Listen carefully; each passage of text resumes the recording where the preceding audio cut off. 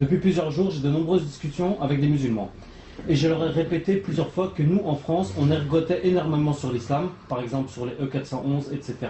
Et que l'on délaissait des choses importantes comme la zakat qui est un pilier fondamental. Ils me disent que non, car ils versent de l'argent à des pauvres et que cela a valeur de zakat. J'ai beau leur affirmer que la zakat se verse à un État, ils me soutiennent que c'est faux et ils me mettent au défi de leur fournir des sources qui confirment cela. Notez bien, cher Maître Mati, que ces musulmans-là m'ont montré des textes de fatwa qui disent que la zakat peut se verser directement aux pauvres ou à la famille. Donc ils demandent de lui fournir des sources et des arguments solides pour qu'ils puissent se confronter à eux. D'accord. Donc, le frère, dans son email, il me pose la question suivante. Il me demande de lui apporter des arguments qui prouveraient que la zakat doit être obligatoirement versée à l'État et non être versée directement de main à la main entre un particulier et un autre particulier, sans que l'État soit l'intermédiaire, aux pauvres, etc.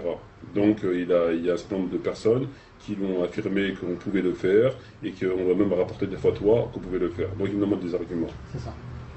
Alors, il faut être complètement ignorant pour penser que la zakat peut être donnée de main à la main, sans qu'elle passe par l'intermédiaire d'État.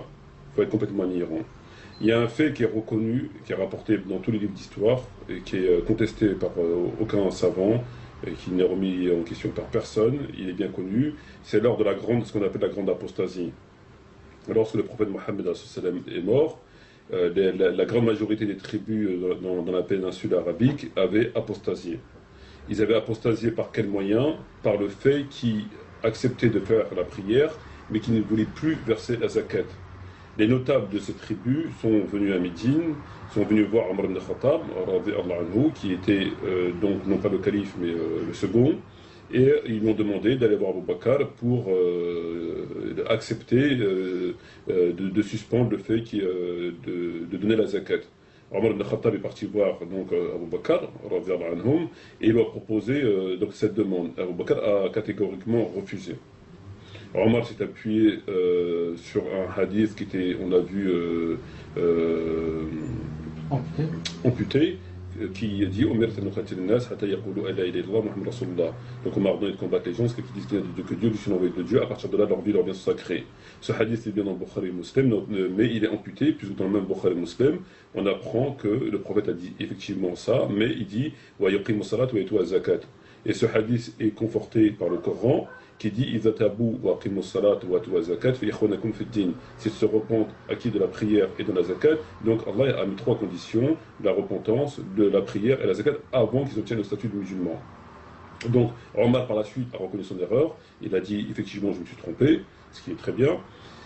Donc la question qui se pose à présent, que s'il était halal de donner la zakat de main à la main, d'accord?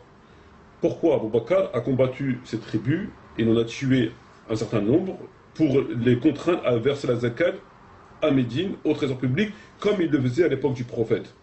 S'il était licite de le faire, Abu Bakr, bien sûr, aurait tout à fait accepté puisqu'il est licite. Il ne les aurait pas tués. Ou alors, il faut nous expliquer. Donc Abu Bakr leur a dit qu'il devait verser la zakat comme il faisait à l'époque du prophète. Il était hors de question qu'il ne verse pas la zakat, d'être suspendu pour aucune raison valable, et il devait la verser à Médine, et non pas la donner de main à la main. Sinon, s'il était ici, il leur aurait dit, donnez-la où vous voulez, c'est halal, etc.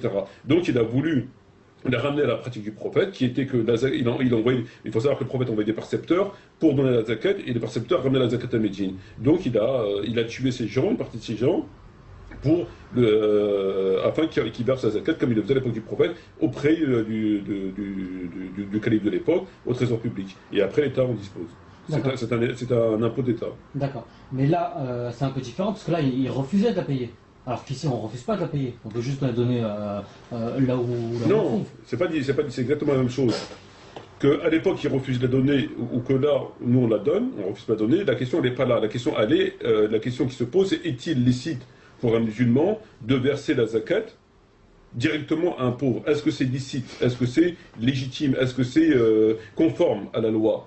À cette question, je réponds non. C'est complètement inexact, puisqu'on a l'exemple du prophète et d'Abu Bakr, qui, lui, les a combattus, les gens, etc., pour qu'ils versent de l'impôt à l'État. Donc, s'il était licite de verser cet impôt directement de main à la main, et que ces gens, justement, disaient, nous, il est licite pour nous de la donner à la main, donc la donner à la main, il est hors de question qu'on la verse à Médine, Abu Bakr a dit, il n'y a pas de problème, c'est halal, il n'y a pas de problème. Or, il leur a dit, vous devez la verser comme vous la versez à l'époque du prophète, donc à l'autorité. Si vous ne le faites pas, je vous combats. Il leur a pas laissé d'autre alternative. Donc, si maintenant, aujourd'hui, ces gens disent qu'il est licite de la donner de la main à la main, il faut qu'ils nous expliquent ce qu'a fait Boubacar, et est-ce que Boubacar aurait tué des innocents et des musulmans parce qu'en fin de compte il était licite de le faire, donc il aurait tué, etc. Donc c'est quelque chose qui est complètement prouvé, il n'y a pas l'ombre d'un doute sur cette question.